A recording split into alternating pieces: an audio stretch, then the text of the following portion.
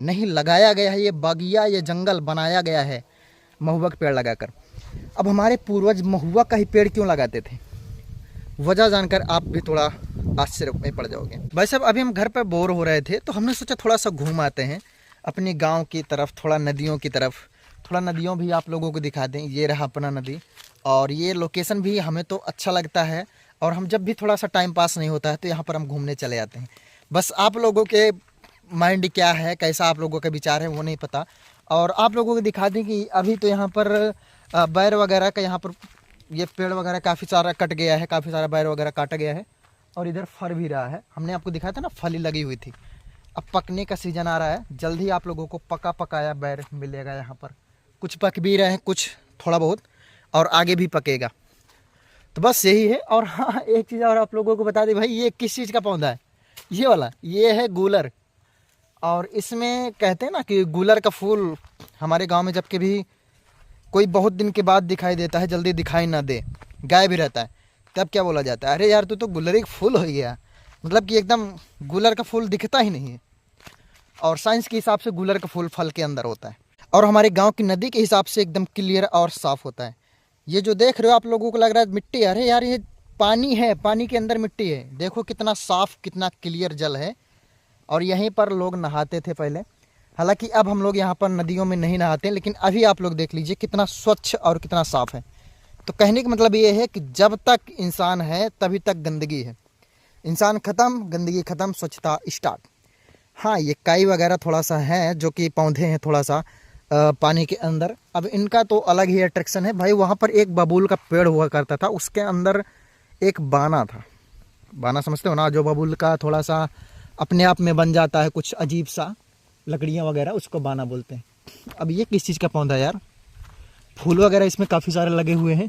ओह सहतूत है भाई, फूल नहीं सीधे फल लगे हुए हैं। नहीं फूल ही है, फूल ही है, मैं ही कंफ्यूज था। फूल है, फूल है और फिर फल लगेगा।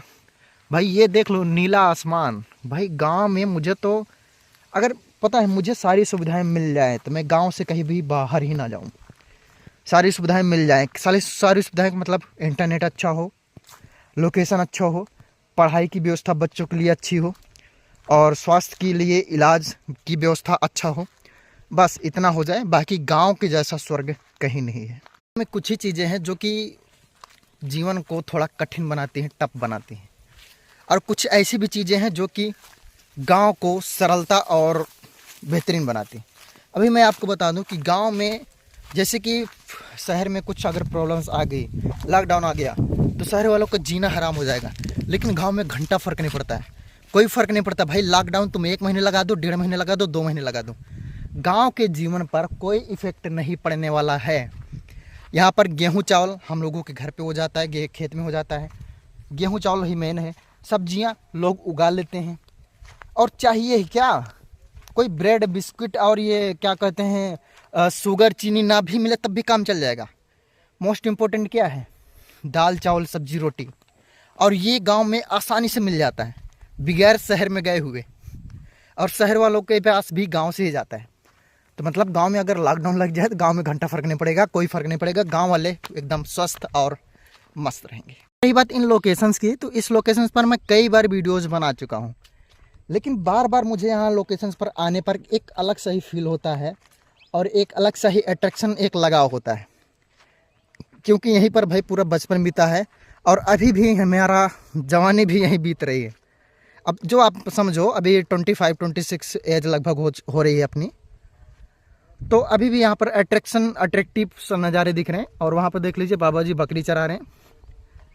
बकरी भेड़ जिसे बोलते हैं, जहाँ से आप ऊन वगैरह निकाला जाता है। और हम बात करें इस बाग की, जिस बगीचे में मैं हूँ, ये महुआ का बगीचा है पूरा। इस पूरे बगीचे में महुआ का ही पौधा, महुआ का ही पेड़ है।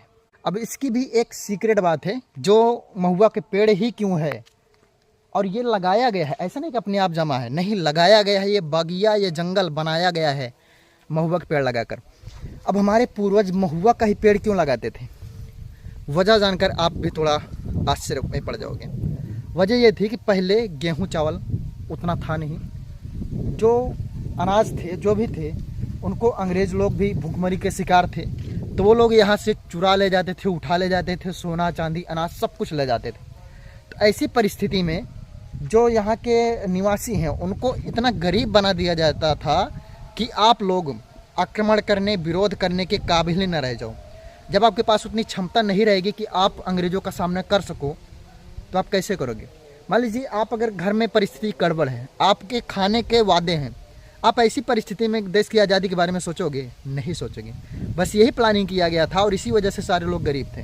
तो ऐसी कंडीशन में उन्होंने महुआ का फल चुना, महुआ का पेड़ लगाया। अब महुआ के फल से उनकी आने वाली पीढ़ी स्वतंत्र रही और हमारी जानकारी तक हमारे बाप दादा आजा लोग महुआ का लपसी बनाकर खाते थे, इससे फुलौरी बनाकर बड़ा बनाकर खाते थे। वो जो पकौड़ी आप खाते हो ना अभी बेसन का, वैसे बनाकर खाते थे। तो काफ़ी प्रकार सा इसका यूज होता था। इसको भूंज कर खाते थे, इसको उबाल कर खाते थे और वैसे कच्चा भी खाते थे और ये मीठा भी लगता था। हालांकि मैं पॉलिटिक्स में ज़्यादा इंटरेस्ट नहीं रखता हूँ, लेकिन इस टाइम पर जैसी कंडीशन हमारे देश में बनाई जा रही है, सेम टू सेम वही कंडीशन अभी देखने को मिल रहा है। जो अंग्रेज़ों ने किया था वही अभी हो रहा है। अभी क्या है देख रहे हो, अभी राशन हमें लेना पड़ रहा है। ऐसा नहीं कि हम लोग राशन खुद से उगा सकें, खुद से कमा सकें। मतलब परिस्थिति इतनी दयनीय देखने को मिल रही है कि राशन के लिए लाइन लगाकर आपको लेना पड़ रहा है। आज़ादी के 80 साल 90 साल के बाद भी, 1947 में आज़ाद हुआ था, ठीक है, 90 साल लगभग होने वाले हैं। 2047 में हो जाएगा 100 साल। तो हालांकि हम पर डे की तरह इस बात को भी इग्नोर करते हैं और चलते हैं अपने लाइव ब्लॉग में। और आप लोगों को बता दें कि ये जो हमारी बगिया है, यहाँ पर बाग है, यहाँ पर हम लोग जो आजा परपाजा, जो हमारे पूर्वज एक्सपायर हो जाते हैं, एक्सपायर का मतलब कि भगवान के पास चले जाते हैं, ईश्वर के पास चले जाते हैं, उनकी डेथ हो जाती है, ऐसे कंडीशन में यहीं पर दफना दिया जाता है, जला दिया जाता है, क्योंकि ये उनकी संपत्ति है, उनका बाग है, उनकी विरासत है। तो ऐसे कंडीशन में उनको यहीं पर ही दफना दिया जाता है और ये हम लोगों को भी थोड़ी शांति, थोड़ा सुकून मिल जाता है। हाँ, वो अलग की बात है कि काफ़ी लोग गंगा जी लेकर जाते हैं, घाट में जलाते दफनाते हैं। मेरा ये मानना है कि अगर आपके पास पर्याप्त जगह है, ज़मीन है, तो आपको घर में ही, अपने ज़मीन में ही अंतिम संस्कार करना चाहिए। बाकी दूसरों की बात है। हिंदू धर्म के अनुसार कुछ लोग चाहते हैं कि गंगा जी के किनारे उनका दाह संस्कार हो और गंगा जी के में ही उनका अस्थियों का विसर्जन हो। तो वो तो आप यहाँ से भी कर सकते हो, यहाँ जलाओ, यहाँ से अस्थियाँ ले जाओ, गंगा जी में प्रवाहित कर दो, बहा दो। तो ठीक है दोस्त, हम इन सबको इग्नोर करते हैं और अपने डेली ब्लॉग की तरह आगे बढ़ते हैं और आप लोगों को दिखाते हैं कि हमारे गांव में लोकेशन क्या है। और आपको बता दें कि ये हमारा गांव ऐसी लोकेशन पर है मेरे भाई, इस तरफ बलुई मिट्टी है, दूसरी तरफ दोमट मिट्टी है। इधर चले जाओ पूरा जंगल, पूरा देहाती दिखेगा, उधर चले जाओ थोड़ा सा डेवलप, थोड़ा सा धान वगैरह दिखेगा। मतलब बहुत अच्छी लोकेशन में है और मुझे तो अच्छा लगता है यहाँ पर रहना। सबसे अच्छी बात क्या पता है, एकदम शुद्ध ऑक्सीजन, कोई मिलावट नहीं, शुद्ध ऑक्सीजन, शुद्ध मतलब जो भी आप चाहोगे एकदम शुद्ध, एकदम प्योर आपको मिल सकता है। तो ठीक है दोस्त, ब्लॉग को हम ज़्यादा लंबा नहीं करते हैं क्योंकि अपनी आदत है, ज़्यादा लंबा हम नहीं करते हैं और इस ब्लॉग को यहीं पर ख़त्म करते हैं बिना टाइम गंवाए हुए और फिर मिलते हैं आप लोगों से एक नेक्स्ट ब्लॉग में और किसी न्यू टॉपिक पर बात करते हैं। ओके दोस्त, तो जितने लोग नए हो, जो लोग हमारे चैनल पर अभी जुड़े हो, नए जुड़े हो, जो लाल वाला बटन दिख रहा है ना भाई, उस पर क्लिक करके चैनल को सब्सक्राइब कर दो, क्योंकि ऐसे ही इंटरेस्टिंग और गांव से रिलेटेड वीडियोस मैं आपके लिए लेकर आता रहूँगा। और अगर ये लोकेशंस वगैरह आप लोगों को अच्छी लग रही हैं, थोड़ा अट्रैक्टिव लग रहा है, तो आप लोग मुझे ज़रूर कमेंट कर देना और इन सारे लोकेशंस की फ़ोटो फुल HD में मैं अपलोड कर दूंगा, आप लोगों को दे दूंगा। ओके दोस्त, बाय बाय। हम वीडियो को यहीं पर एंड करते हैं, मिलते हैं नेक्स्ट वीडियो में।